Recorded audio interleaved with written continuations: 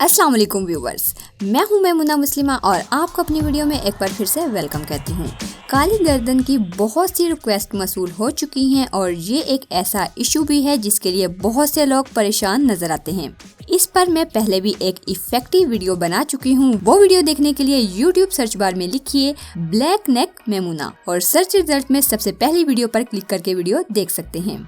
तो आज हम दो इश्यूज कवर करेंगे, एक तो काली गर्दन वाला और इसके साथ साथ ब्लैक अंडर आर्म्स। तो उसी वीडियो को अपडेट करते हुए हम आज एक स्क्रब बनाएंगे जो आपको रात को सोने से पहले करना है और साथ ही बनाएंगे एक क्रीम जो लगाकर सो जाना है। अगर आप इन दोनों चीजों को बनाकर रेगुलरली यूज कर लेते हैं तो पहले ही हफ्ते से आपको शानदार रिजल्ट मिलना शुरू हो जाएंगे।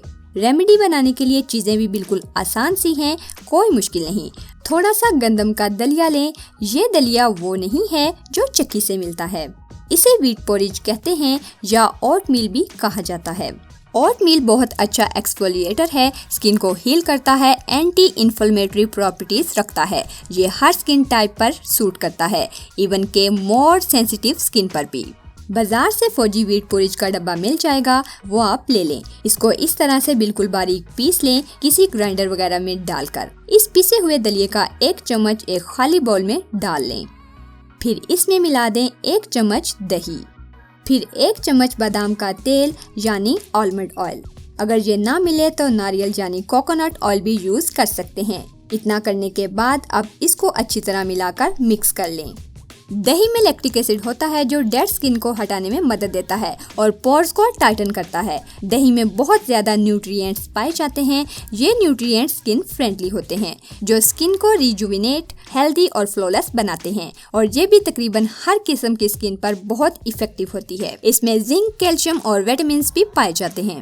इसके साथ साथ आलमंड ऑयल में vitamin E, fatty acid, protein और पोटाशियम और जिंक पाए जाते हैं जो स्किन को हेल्दी बनाने में बहुत अहम किरदार अदा करते हैं। ये स्क्रब खासतौर पर सर्दियों के लिए बहुत अच्छा है। ये स्क्रब आप ड्राई, इची, एक्जिमा और जिस्म के किसी भी स्याह एरिया पर अप्लाई कर सकते हैं, अपने हाथों, पाँव, अंडर आर्म्स वगैरह पर भी। इन तमाम अशिया को अच्छे से मिक्स कर लें, लेकिन जिस भी बॉडी पार्ट पर अप्लाई कर रहे हों उसे पहले गीली कॉटन या टिश्यू के साथ साफ जरूर करें, फिर ये स्क्रब लगाएं। 4 से 5 मिनट तक हल्के हाथों से मालिश करें, फिर सादा पानी से वॉश कर लें। ये स्क्रब आपकी डेड स्किन को रिमूव करेगा और अगर आपकी नेक स्याह है तो नेक एरिया को बहुत ज्यादा खूबसूरत बनाएगा।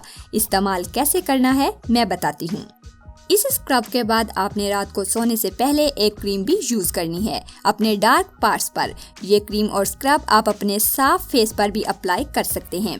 इस क्रीम से डार्क स्पॉट्स भी खत्म होना शुरू हो जाएंगे। सर्दी के मौसम में ये क्रीम आप स्किन वाइटनिंग के लिए भी यूज कर सकते हैं। इसको बनाने के लिए आपको सबसे पहले चाहिए वैसलीन 1 छोटा चम्मच, एलोवेरा जेल 1 चम्मच, विटामिन ई क्रीम आधा चम्मच। अगर ये ना हो तो विटामिन ई कैप्सूल भी ऐड कर सकते हैं 2 अदद।